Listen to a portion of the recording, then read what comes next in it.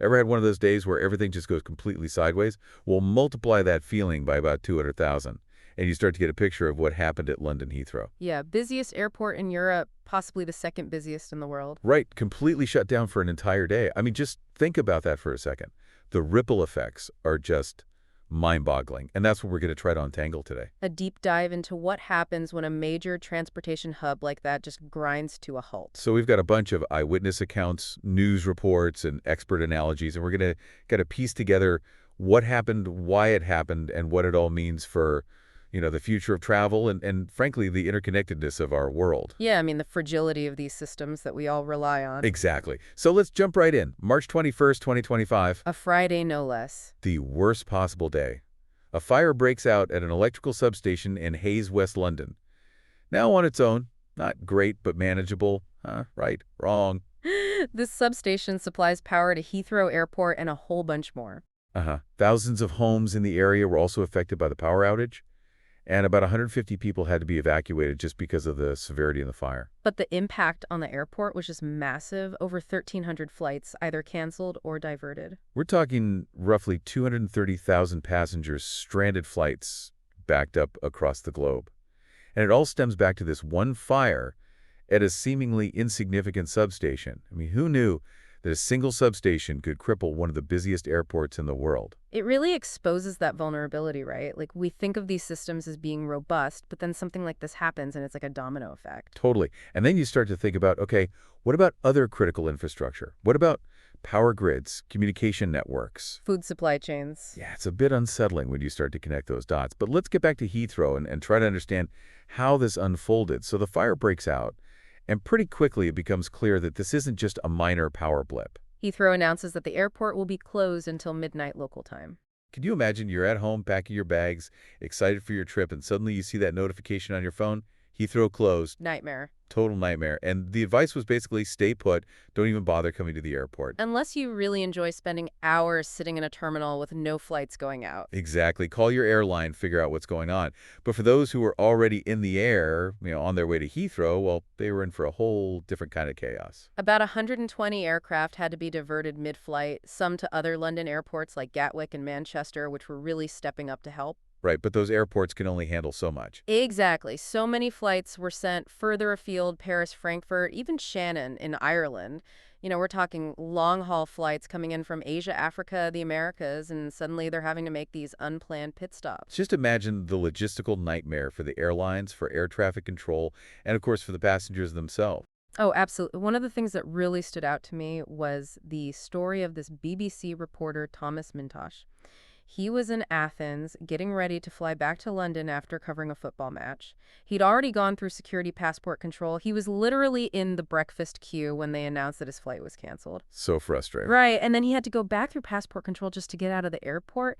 He talked about the chaos trying to rebook his flight, how the prices were just skyrocketing because of the sudden demand. Classic supply and demand, right? Yeah, the person behind him in line had to pay even more than he did because the prices were just going up by the minute.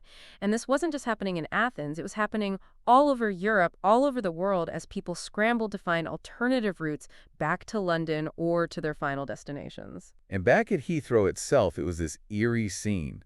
We heard from another BBC correspondent, Charlotte Gallagher, who described it as almost deserted.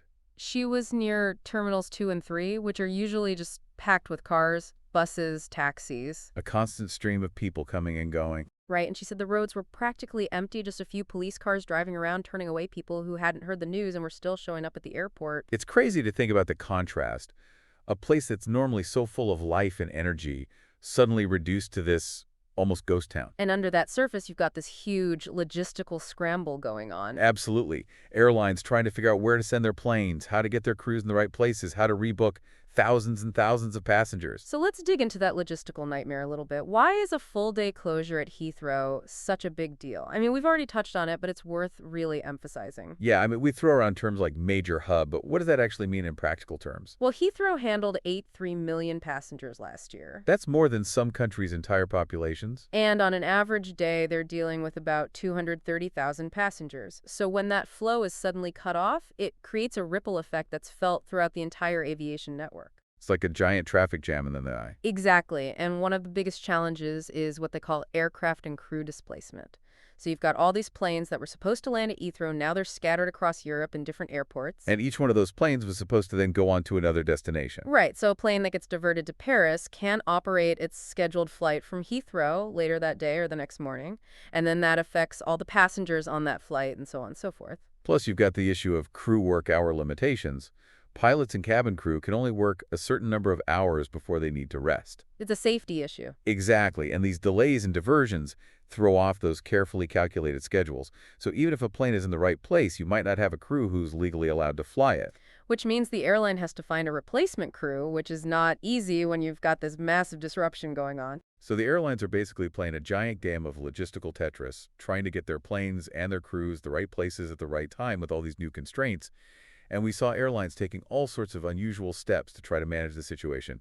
Flights from Singapore, Lagos, Cape Town, Doha, all being diverted to Gatwick. U.S. flights turning around mid-Atlantic, having to make unscheduled stops in Washington or Ireland. It was all hands on deck. And British Airways, which is the biggest operator at Heathrow, they basically told people don't even come to the airport.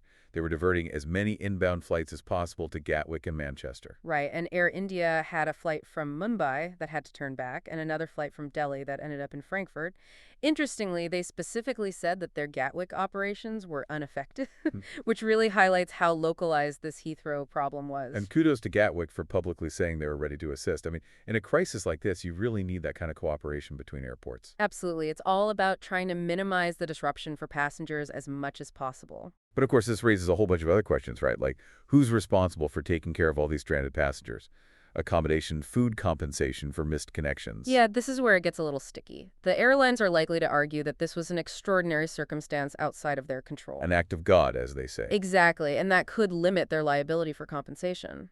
Which then puts the spotlight on Heathrow itself, right? I mean, should they have been better prepared for something like this? Should they have had more redundancy in their power supply? It's a valid question. I mean, we see in other critical infrastructure industries like data centers, for example, a huge emphasis on backup power systems, geographically diverse locations, to avoid exactly this kind of single point of failure. Right, and you have to wonder if airports, which are arguably even more critical for global travel and commerce, should be held to the same standard. I mean, the cost of this disruption is going to be huge. Passengers facing unexpected expenses, airlines having to reroute flights, accommodate passengers, reschedule everything.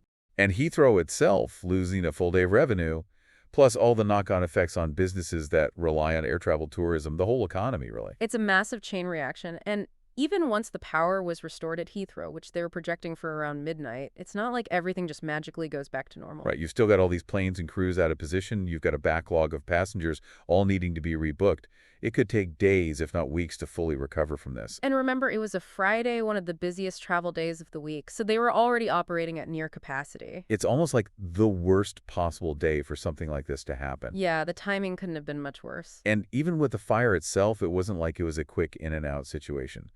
Charlotte Gallagher reported that firefighters were still battling the blaze even as she was reporting to the scene. And the impact on the local community in Hayes was significant. Thousands of homes, power, people having to evacuate because of the smoke and the danger. And some of those residents probably worked at the airport too, so they're getting hit with a double whammy. Their homes are affected and they can't get to work. It's a stark reminder that these critical infrastructure hubs are deeply embedded in our communities. A problem at one has ripple effects on the other. It's all interconnected. Absolutely. So to sum it all up, a major power outage caused by a fire at an electrical substation led to a complete shutdown of London Heathrow Airport, one of the busiest airports in the world.